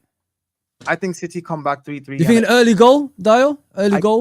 I think Erling Haaland. This is where you're going to really see Marmoush and Haaland actually shine. I think Pep is going to do something crazy. No. I mean, when I say Marmoush and Haaland, I'm saying you're going to see what I for some reason, I think he saw what happened at the Bernabeu and he's like, I just trust the guy's judgment as regards to I think City come back 3-3 and this goes to penalties and they win on penalties. Donnarumma is going to be your savior. Wow. The problem is Courtois is just that good. I'm not trying to diss Donnarumma. I just think Courtois is the best keeper in the world by far. I don't know. When you have him, you need to score 3 goals on him. That's going to be extremely difficult. They're going unless Real Madrid get a red card in the first 10 minutes. I really struggle to see how we're going to. If anybody can score 3 goals against Courtois, it's Haaland. If any player in the world can score 3 goals over Courtois, it's Haaland. He might not be in form right now, but let's be honest about it. Which other player do you think you would give half a chance and will score it? Erling Haaland. So if I want City to go through, not Madrid. I want City to go through. A prediction, I would say Marmoush is the one because Marmoush is a wild card. Haaland has become very predictable. Rudiger clearly has his number. We've seen it constantly in this because we see this fixture every season. Every season we see Manchester City. Haaland has scored, I think, 1 goal against Real Madrid. He's been. Because I think he's been terrible. Rudiger, despite how washed up and what an absolute thug that guy is. If City score 2 goals in the first half, if City score 2 goals in the first half, it's going to penalties. Yeah. There's going to be 2 goals somewhere in that first half, or if City score 1 goal in the first half, and at the beginning of the second half, in the first 5 minutes, score a second goal, City is going to score a 3rd goal at the Etihad. I don't like you guys. I want you to lose, but the data for me just says otherwise. And Real Madrid, this is the strong Real Madrid, by the way. You expect Mbappe to get back, right? And Mbappe. They said they don't know what the injury is. Like there's apparently even when the City game was going on, he just got back from France. He went to get another doctor's analysis from France, and he just got back to Spain. So they haven't even if he plays, he won't be at full strength. They're saying he might need surgery. I don't know why he would play in this game. Oh, okay. Surely he wants to play in the World Cup. So I don't know. Apparently he's really angry with the club that they're trying to force him to play injured. That's just what I've heard as rumor and innuendo. I don't know if any of it's based in fact, but I've heard a lot of rumblings that he's really pissed off at the team. Wow. And he might potentially need surgery on his knee, and the club is saying, "No, we'll just give you pain-killing injections and you just play through it." So there's drama in Real Madrid. I mean, they're blaming everything in Real Madrid. Well, to me, when he plays, Kels, to be honest, when he plays, I think they're more of a weaker team than like a strong team. I think what we saw yesterday, that was the strongest they can get, in my opinion. Because you look at offensively and defensively, I thought they were phenomenal yesterday. I mean, with him in the team, it's less defending from the front, innit? So the balls actually goes towards them too quick, if you know what I mean. But when you defend from the front, it's different. But Tops, what do you think, bro? Who's gonna? I can't see Man City getting through, man. I do feel they'll win the game, but I just can't see Real Madrid not scoring just because of the transitional threat. I feel like Real Madrid are really good in transitions, that we've seen in the game. And with City trying to push up, because they're going to have to at least score 3 goals in 90 minutes, 4 if they want to go through through the game. I just can see them conceding a goal, and I just can't see them beating them 5-1. So, yeah, I'm going to go with Real Madrid to go through, man. I think the 3rd goal was the one exciting football. City, I'm tuning in, mate. I'm tuning in. Let's go 3-3. Let's go to penalty. 3-3. I'm tuning into that. I'm telling you, man. This is the perfect segue to Arsenal, guys. We're going to talk about Arsenal. You know, the ruiner of football, guys. Ruiner of football. You know what I mean? They've ruined the Premier League. We're missing the exciting football. You know what I mean? Arsenal have made, you know, the Premier League look so rubbish. You know, it's become a farmers' league. That's what they said. So let's talk about Arsenal, guys. Do you guys actually care, the Arsenal boys, what people are saying about your football club? Do you? Obviously, you're on course of, you know, winning the Premier League and all that stuff. Obviously, you drew 1-1 yesterday. It is what it is. You know what I mean? At home, obviously, at the Emirates, you guys are fantastic. I'll expect you, obviously, to get through and all that stuff. But do you actually care what people are saying about you guys, you know, in regards to the way you play football, the boring style, set piece FC and all this stuff? In my opinion, as long as I'm winning and I'm on course winning league title, I don't care. Because that's going to be my first league title, and I could build on that in the future. Do you know what I mean, guys? Yeah. Then you could do the fancy football as you go along, as time goes on. We've seen that with Wenger when he first was here. And, you know, the rest is history. But what do you guys think about all this stuff, man? Let's talk about Arsenal, man. Yeah, for me personally, I'm not too fussed about what the media's saying. I mean, I feel like Arsenal get used because everyone knows it's a rage bait click. Everyone knows that if you put Arsenal in the title, people are going to click on it and people are going to get traction and stuff like that. But for me, bro, I just feel like the fact that people are hating on us feels like we're doing our job right, because I remember the banter days where we were playing some really good football, but we're not nowhere near winning a league title, nowhere near winning any kind of top-level trophy. And people were saying, yeah, we play nice football. Yeah, Arsenal my second team. But in reality, they were laughing at us. They were like, yeah, these guys, any kind of physicality against a Stoke, a Blackburn, a Bolton, a Burnley, we're going to get absolutely found out. And now you don't get that. Now you get a team that can actually combat with the most physical teams in the league and in Europe. And I feel like, again, people are already obviously criticizing it because their teams can't defend or score in the corners against them. Like, we seen the stat earlier where I think Tottenham and Chelsea have only scored a couple less corners than us in the league, but they don't get branded as being boring because we're top and they're down the bottom. They don't. Their set piece routines don't affect their overall position in the league as much as it does for an Arsenal kind of team. Now, obviously, I say all that to say this: we actually do need to win the league. There's no point me saying all this about set pieces and stuff like that, and we finished second again. So it does come with the caveat of we need to win, obviously, some trophies now because it's been a long period of time in the process, etc. We spent a lot of money, etc., etc. But for me, in terms of the outside criticism, obviously, again, I feel like it's just from pundits and people who are not connected with Arsenal, who are not happy that Arsenal are in a position where they're going to be winning a major trophy, fingers crossed, hopefully, for the first time in 22 years. And they've been used to and been happy with being able to laugh at Arsenal. The fact that we're a club in London that don't win any kind of major honours for a big period of time. And obviously that looks like it's coming to an end. So I feel like there's a little bit of kind of, oh my God, I can't believe it's coming to an end. I really want to kind of stick the knife in and try and push this narrative down. And listen, I don't say we played the best football I've ever seen in my life. I'm not going to come here and say that. Obviously, again, we do rely on set pieces. We're really good at it. And potentially we could definitely improve in that kind of open play area for sure. But for me, we've won a lot of games this season in all competitions. We've only lost 3 games. Obviously, it's working to a degree. We're in a cup final. We're in the quarterfinals of the FA Cup. We're still in the Champions League. We're top of the league by 7 points. Obviously, you see, I got a game in hand. So I feel like for me, until I see the end results at the end of the season, and if it comes with winning trophies, then I'm not going to complain. I've been on the club for not obviously treating the kind of major competition seriously. Going 6 years without winning a trophy. So if this is the first time we're going to actually be winning a league title, FA Cup, whatever, a Carabao Cup potentially, and it's playing this football, I'm going to take it hands down, man, because I've seen Arsenal play beautiful football and finish in the top 4 for so long. So, yeah, I'm going to take it personally. But, yeah, over to you there. What's your feelings on it, bro? Yeah, like, again, this is the monster that the Premier League asked for. You asked for this monster. No, that's the right. Listen, I remember the days of Arsene Wenger when he came. Arsenal was never known to be a team that played beautiful football before Wenger. Graham was not. It was 1-0 to the Arsenal. It was stinky. Man. But then Arsene Wenger changes the way we play. We start playing tiki-taka, good football, pass here. I see people sharing memes of of Bellerin, when he got smacked in the head by the Chelsea player. Oh yeah, Alonso. Yeah. Alonso and Bellerin was on the floor shaking. They said, "Oh, soft underbelly." I remember in 2016, 2017, pundits saying things like, "Oh, Brentford looked at Arsenal." No, 21-22. Brentford looked at Arsenal and said they were there for the taking, the soft underbelly, and they bullied them. And it was true. We were bullied, and they won the game. Yeah. I heard statements in 04-05, for example, by commentators when the game was going on. Same old story. Arsenal play the football, Chelsea scores the goals. This was a quote. So you asked for this monster to grow some balls. You asked for this monster to cover its soft underbelly. And guess what? The monster did it. Arsenal said, okay, well, since we can't play beautiful football to win, 21-22, it was 21-22 season, beautiful football. It didn't get us anywhere. And at the end of the season, I never heard any pundit say, you know what? Arsenal played good football this season. They struggled, but they were not able to get over the line. Maybe they just need to toughen up a little. No, they called it bottling.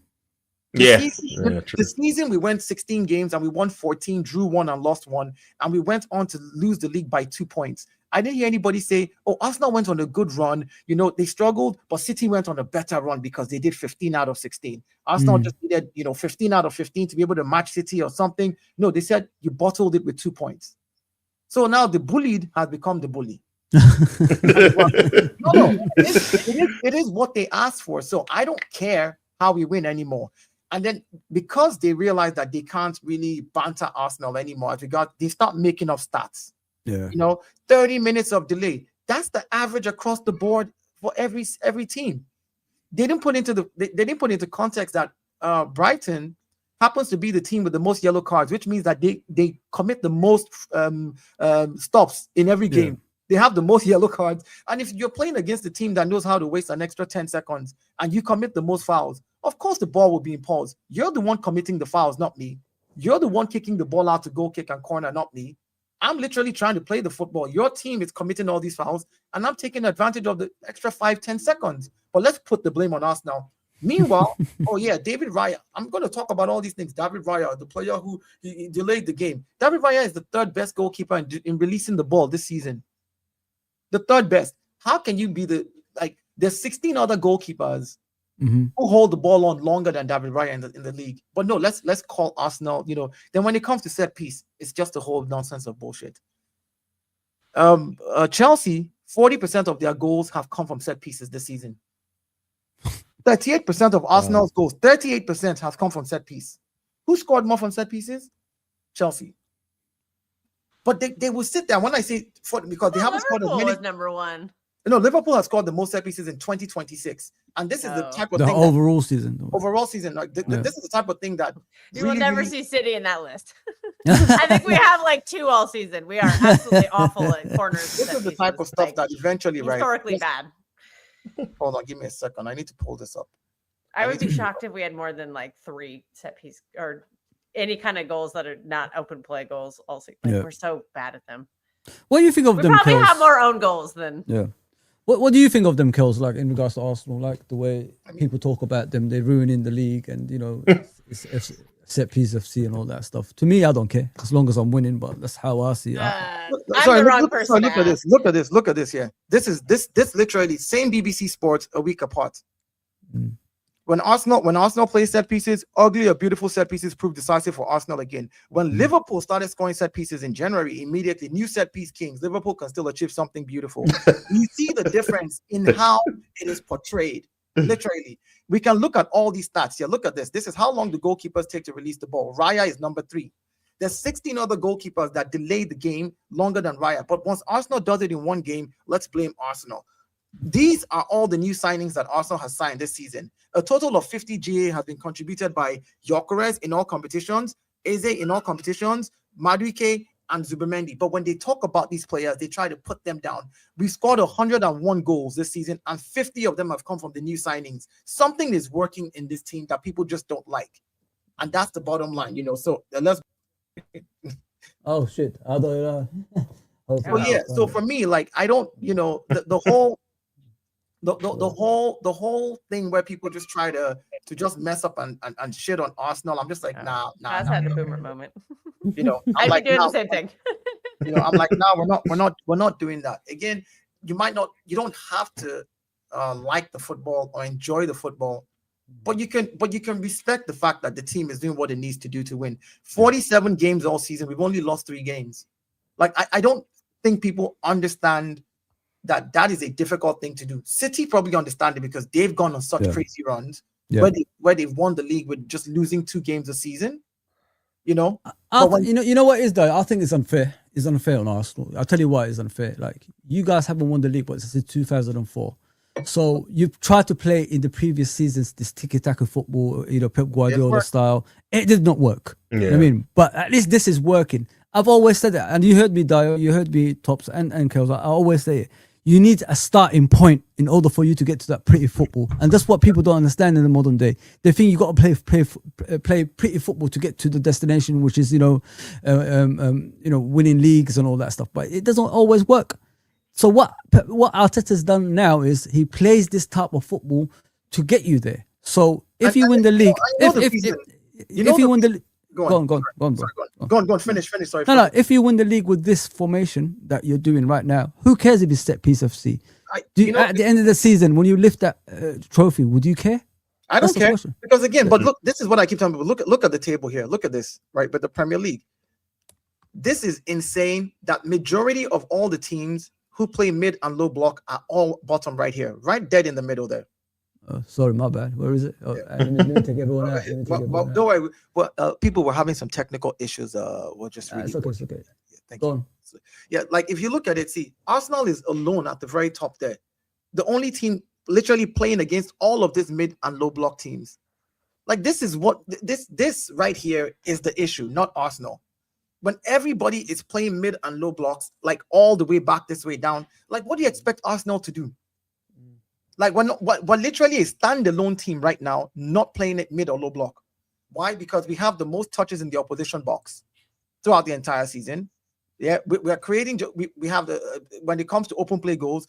What number 2 when it comes to open play goals, distance covered. See, this man studied a lot, man. We're second, right behind City when it comes to open play goals in all competitions. Yeah. Chelsea is right behind us with 61. Remember this: Chelsea have 40% of their goals from set pieces. We have 38%. Yeah. And we've scored 62, they've scored 61, and people want this at this time, and people want to start, like, it frustrates me, right? So yeah. Mm-hmm. It is what it is, though. It is what it is. Arsenal cannot win. Arsenal can never win. There's no way we're ever going to do anything correctly as far as they're concerned. So yeah, so I don't care. That's the more reason why I genuinely, honestly don't care anymore. You know, I miss my beautiful football. I want to see my team do what we've always done. But if I have to throw that away to get back to where I used to be, then I will.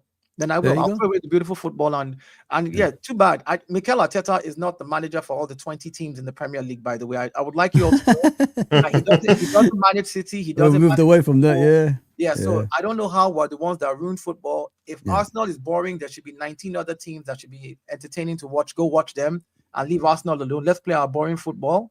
I mean, just watch the other teams and we'll be fine, you know. Yeah. What about you, Kels? What do you think of them? I'm the wrong person to ask. I simply don't watch them anymore. I don't watch them. I don't think about them. I don't tweet about them. I basically don't care about them. I don't think about you at all. This is just I'm going full Don Draper on this one. I watched them earlier in the season and I wanted to gouge my eyes out. I wanted to go full Oedipus. That to me is I don't enjoy it. I watch football to enjoy it. I don't enjoy the way they play, so I don't watch them. And that's basically all I can really say about them. I don't know anything about what's going on recently. Because I haven't been watching. I haven't been paying attention. No, but even the only that time I hear about it is when they drop points because my group chats blow up. But I don't. I just don't care. I honestly, I literally don't care. The thing I'm asking, Kels, is like, should they care if they win the league this way? Should they care?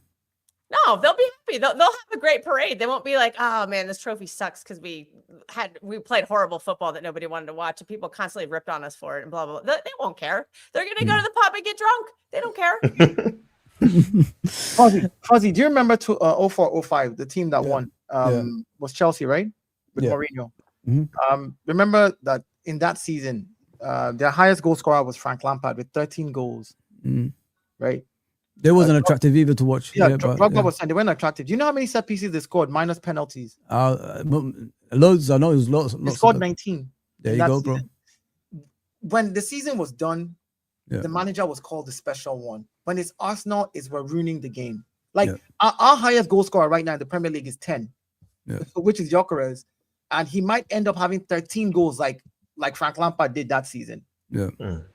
At the end of the season, he might end up with only 13, 12 or 13. The numbers are so similar, right?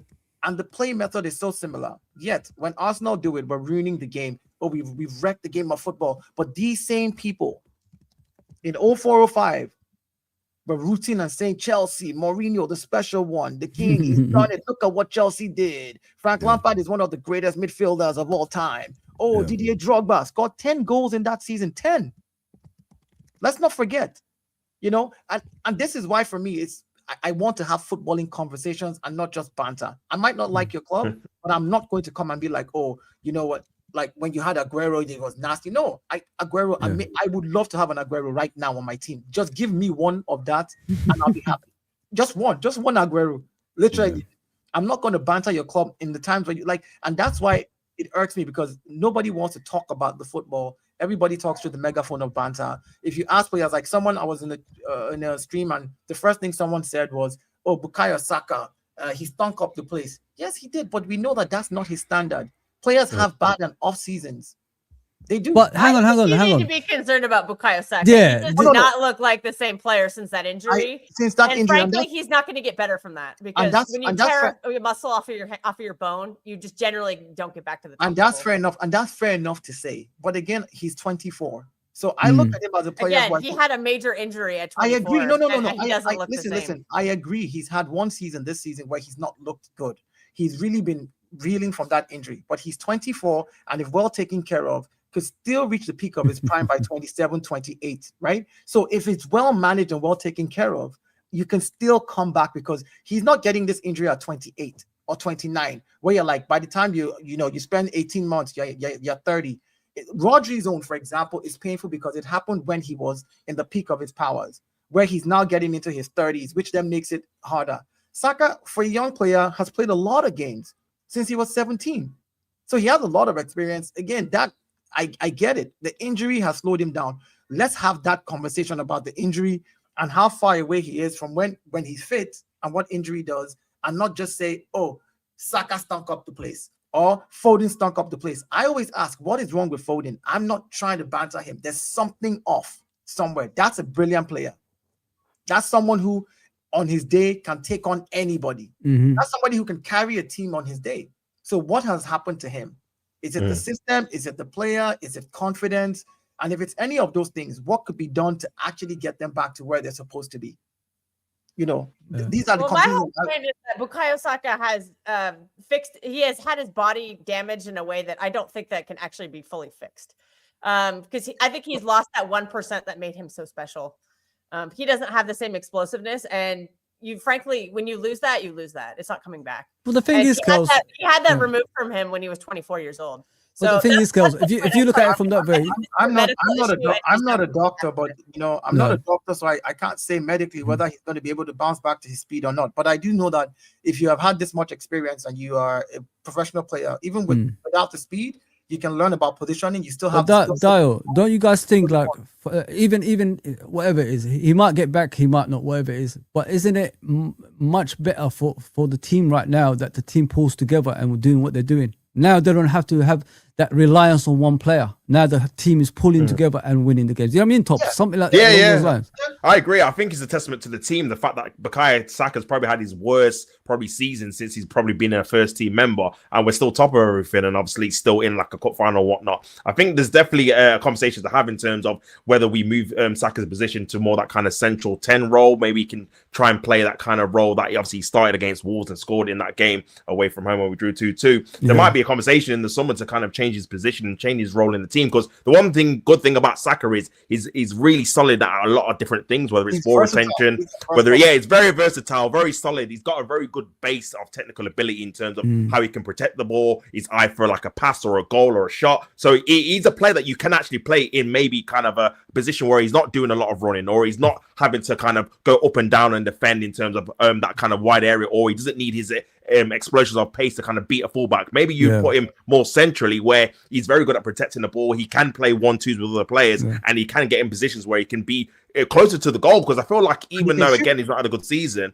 I don't feel like his positioning for this season in particular, being that like kind of wide touchline winger, suits his game anyway. You've seen in Timber being in kind of those positions you want Saka in the kind of inverted kind of space in the kind of box. Yeah, I feel like you need to kind of even revert that a little bit. So even if it's a tactical tweak where he's still on the wing, but he's more central inside, like an inside forward, and that might be a case to kind of go forward. But yeah, I think, like I said, man, with Saka, he's 24. He's had a major surgery. Grade 3 is a serious injury. Certain players he's seen before not come back from it. So again, it is a little bit of a concern and worry. But like Dio was saying, like, he's at an age where he can potentially even reinvert his game, where to the point at 27, 28. You've seen it before with the likes of Wayne Rooney, Ryan Giggs. They start at a certain position and then they drop deeper back and they can still have a decent career. So for me, I feel like potentially you can kind of twinkle a little bit with his positioning and still kind of get maybe a different Saka, but still kind of get the best out of his kind of technical ability, because he's still a very intelligent player as well off the ball too. So yeah, I think for me,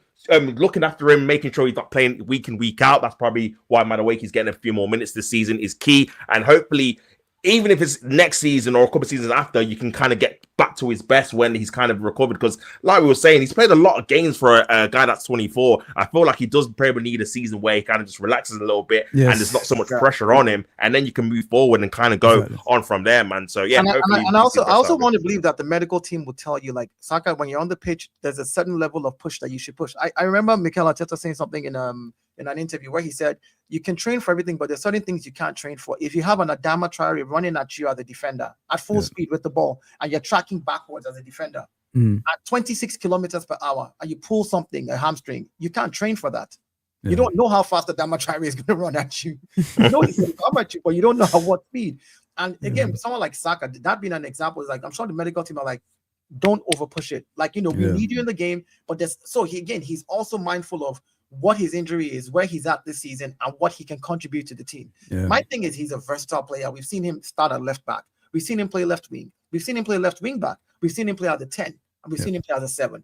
So again, this is a 24-year-old that over the next 1 year, which I hope even Phil Foden as well, reinvent themselves and figure out where they can fit in. Injury or no injury, you have the footballing brain. You have the technical.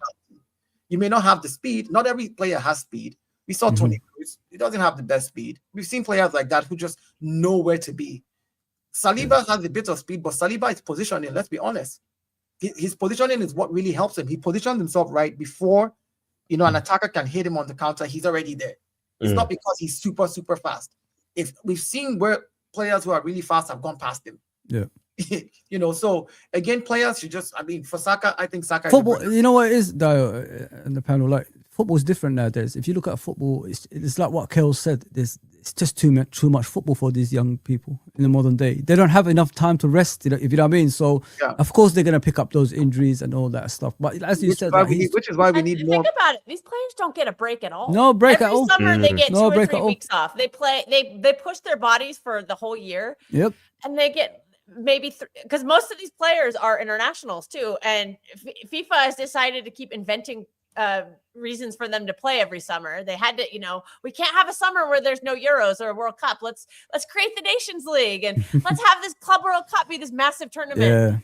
These are human beings, and we're seeing a lot of them. We're seeing a lot of ACLs. We're starting to see, some Achilles injuries, a lot of muscle injuries. Like, I hate to say it, but this is where American footy gets it right. MLS is not it's not high quality to watch, but they get 2 or 3 months off and their bodies can actually heal. They don't carry these nagging things on into the next season, because when you get 2 or 3 months off, you get to rest that tendonitis. You get to rest that hamstring that's been bothering you. If you keep pushing it, eventually it's going to snap. And that's unfortunately that's what we saw with Bukayo Saka. Is he just kept getting pushed and kept getting pushed and kept getting pushed.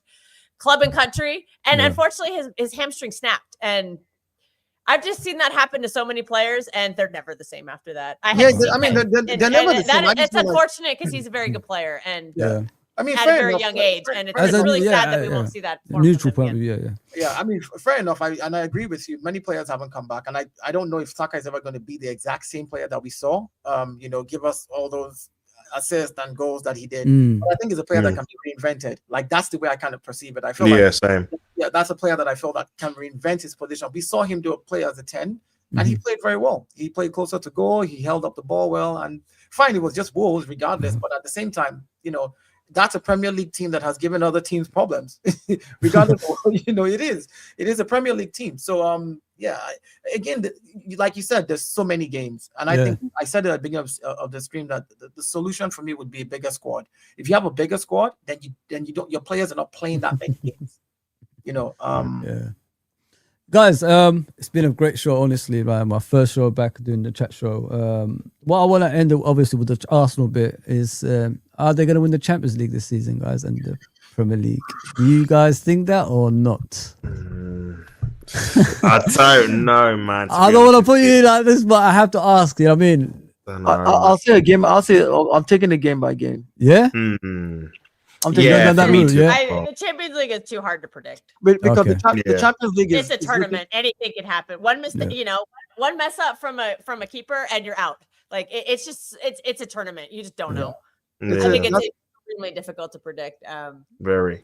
Yeah, they're one of the favorites, though. I'll say that. I think they're one of the favorites, and they've got a very easy draw on paper. But on paper, you just don't know. Bodo Glimt. Bodo Glimt look good, man. I think Bodo Glimt. Honestly, I'm not saying Bodo Glimt are going to win the Champions League, but I think Bodo Glimt play in a style that Arsenal don't like to play against. Yeah.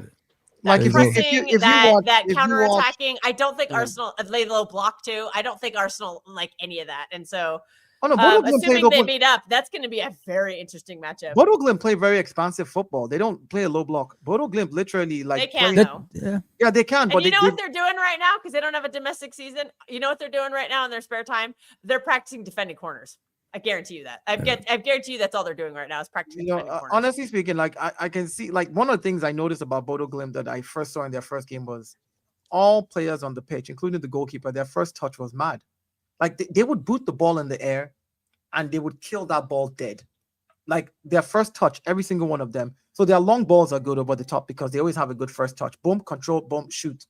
So Bodo Glimt is going to be a difficult game regardless of what it is. They remind me of Dynamo Kiev in 1994 that came out. Yes, Shevchenko. Yes. They came out of nowhere in the Champions League and just ran through people. And you're like, who the heck is this team? Like, but the difference is, Dio, they're taking down a lot of big teams. They're not afraid of anybody. Like when they beat my team, then they absolutely schooled Inter Milan over 2 legs. Atletico, they schooled. Yeah, they went to the Waka and beat Atletico, where they've actually performed very well this season. Crazy, and that's against Simeone terrorism ball. So 100%. Which Arteta plays a very similar brand of. So they've had some experience with it. No, it's true. It's true. But guys, I want to say, I want to ask you guys before we go one, because we've got a lot. Obviously, it used to be a Liverpool channel. I'm trying to expand to other, obviously fan base, Arsenal, Man City, and all that stuff.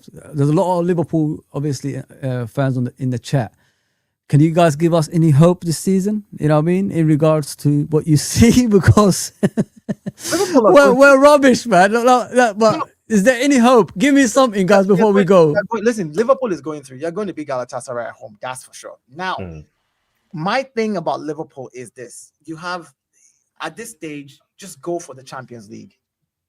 At this stage, yes, you can say you're rubbish at this, but these players that you have been here before. They know how to win these type of tournaments. They may not have won it together as a unit right now, but you do have the quality. You have individual quality in your squad to actually make change games. Your manager might be getting it wrong, but I'm still asking myself, Salah just needs to add 15% of what he did last season to his game right now. Just 15%. Just up it a little bit in certain games and score 2 goals and lock up. Right? Like, I think you guys are going to be Galatasaray. Yeah. Okay. It's a one goal. It's a one goal. And Anfield is. See, I don't know if, as a Liverpool fan, if you know how Anfield feels for other people. Because when I lived in England, I've been to Anfield. I don't like your stadium. It feels like a pot that covered with hot water and steam boiling. The way the fans are is so it just that place is you can smell the animosity, not intimidation, from outside the stadium. Like you literally can feel it. yeah. Goosebumps, your hair, and I'm like, why do we have to come here and play? Like, can we play at the neutral pitch? And that's how Anfield had always felt to me. Now maybe it's changed. I don't know, but when I think of Anfield and I think of teams going there, that's what I think of. I'm just like, these teams have no idea where they're going. They have no idea how, So yeah, I think you guys would get across the, Galatasaray. Yeah. Then you have to face, I think PSG, right? After that, yeah. PSG, we ain't gonna be Chelsea. It's too much. PSG or Chelsea, But if Chelsea does a miracle, then you face Chelsea, and if you're facing Chelsea, I think you go through. Yeah. What about you, Tops, bro? Yeah, man. I feel like I agree with Deo a bit. Like in terms of your best bet's just try and go for that Champions League. I know you got City in the FA Cup. Obviously, that's going to be difficult. You're probably going to rotate a little bit with that as well. So yeah, man. I think I think Man City will win that as well. I think with the Champions League, I think like you said, you beat Galatasaray, then potentially go for PSG, and I feel like you probably got a little bit of a advantage, a little bit, because you played PSG last year in a two-legged affair, so you can maybe make a few tweaks, things that you kind of didn't do last year that maybe you can improve on. And yeah, like Kel said, man, it's a good competition, man. We've seen it thousands of times in any cup competition. We've seen Crystal Palace win the FA Cup last year, so like anyone can win any cup competition. It just depends who's obviously best on the day. You have got the quality there. Obviously, you're not seeing it consistently in the league. That's why you're obviously fighting for top 5. But I think in the cup competition, if you can turn up, especially in those Anfield games, we've seen a lot of historical comebacks that you guys have done in the Anfield games, in particular in the Champions League. Even if you just have a little bit of a deficit going into the second leg, you can always turn it around, turn it back. So yeah, I think that is probably going to be your strength, your kind of European heritage in this competition. And maybe you can get to the final and win it, man. You don't know. So yeah, I feel like Champions League is probably your best bet, bro, to kind of hold on to be honest with you, and see what you can do there. Big up, bro. Kels? I'm sorry. Has Liverpool got any hope, this season of anything? Has Liverpool got any hope of anything this season? I said, for the Liverpool fans in the chat. I know they don't want to concede Vigo over here saying, why are you doing this to me? Well, are we going to celebrate making top 4? I don't know. Actually, I don't even know if you're going to make that. I do think that's a tough cup draw for you. And I think based on where it is within Man City's season I think we could see a similar kind of rotation that we did against Newcastle, and I think that was some of the best football we played all season. So if you have to face that at the Etihad, I would not favor you to advance in that. But you will have hope if Pep decides to go with the old reliables that I've been slating this whole stream. Again, not the player's fault. I am literally blaming the manager on all of this. I have to reiterate that, because apparently I have an agenda on certain players when I critique their poor form. But yeah, and I think in the Champions League, I do think you're going to come back against Galatasaray, because I don't think they're very good outside of Turkey. And also Anfield, you have performed Anfield. I think this season for you has been a mixed bag, but mostly in the Premier League. I think you have done better in the Champions League. And I think the crowd will be up for that. So I can see you getting through on that. But I think PSG are going to win, and I think they'll find a way to beat you again if you guys meet up again. But you never know. You never know. I'd say your best bet is the Champions League, just based on the draw. I'm so I don't see Chelsea coming back from this. Chelsea have been very stinky at Stamford Bridge lately. Yeah. I know that's more in the Premier League, but PSG are just I really rate that PSG team. I've watched a lot. See, I'm not watching the Premier League this season. I'm watching League A, and I've watched a lot of PSG this season, and they're not quite the same team as they were last season, but they're still just so brilliant to watch. Like Kvaratskhelia is so good. I can just watch Vitinha and João Neves all day. I love a good technical midfielder, and I've been really enjoying watching them play, because they're just so damn good at what they do. So yeah, that was a little diversion, but yeah, I think your best bet is Champions League, but yeah, I don't think quarterfinals might be your max out on that one, but you never know. You never know. It is a cup competition. Even the PSG do FA have Cup. a lot of issues with their keeper this season. You also, Fozzy, even in the FA Cup, I think you have a chance to go really far in the FA Cup. And if you get to because again, City is going to be playing Madrid, they're going to be playing Chelsea, they're going to be playing Arsenal in the Carabao Cup, and then they have to play you within that same FA Cup. That's a lot of tough games for City. I don't see them winning all those games at the same time. You have an advantage also in the FA Cup to be like, you know what, hey, we can make it to the semi-finals. We can make it to the, literally. Dyer, but our record at the Etihad is appalling. No, but again, I agree. Your record at the Etihad is appalling, but you have to look at the context around what City will be doing at that time. Yeah. How many players are they playing in all these tough games? They're literally coming off back to back. They're going to need to rest players. Well, yeah, like I said, we're going to rest players, but I think some of the players we're going to play in that are actually more suited. Like we saw it, we rotated, we changed our entire team at Newcastle in that FA Cup game, and like I said, it's some of the best football. The only time I might be able to say maybe it gets tougher for you at the Etihad is if the next Real Madrid game, Real Madrid gets City out. If City don't come back from that 3-0, if they don't, which I think they can come back and win on penalties. I pray they come back and win on penalties. I want them in every competition so that they're tired. I don't need them dropping out of anything and focusing on us. I just need them to be in every tournament, stay in all four. You have lesser score depth than I do, so that you can burn out. That's how I think I'm going to beat City this season. It's mad. It's mad though, isn't it? Is it one draw or one loss? They're back. If they win their game, they're back in the title. Innit? They have to win the rest of their games to win it, right? They have to win the rest of their games. If you get one draw, one loss, I think that's what I've heard. Yeah, we have room to have a draw and a loss, but again, against them we could have that draw. I don't mind. I don't mind going to the Etihad and drawing against them. The last 6 games I played with City, they haven't beat me. I beat them twice and drawn 4 times with them in the last 6 games. So again, that City fear is no longer there for Arsenal. We're no longer the Arsenal that City was always bullying, and we'll give them a good game regardless of what happens at the Etihad. And if we draw at the Etihad, it's night. I think it's game over at that time.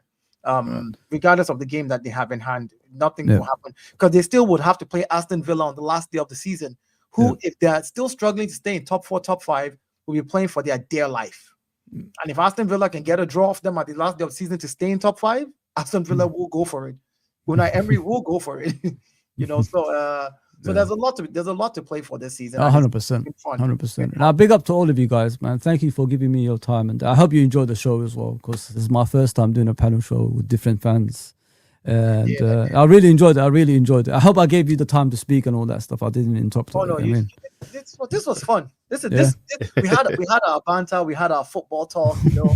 Like honestly speaking, this is one of the panels where like first time where I'm like, you can actually say what you feel about another team without it sounding like you're putting them down. No. It's like, I think you're going to go through Liverpool. I'm afraid of Pep and what he's cooking. I'm serious. Like this is my Kels has given up, but at least you got hope for him. Yesterday broke me. I am broken. Like I think that did so much psychological damage to the team, and I don't know if we're going to recover from it.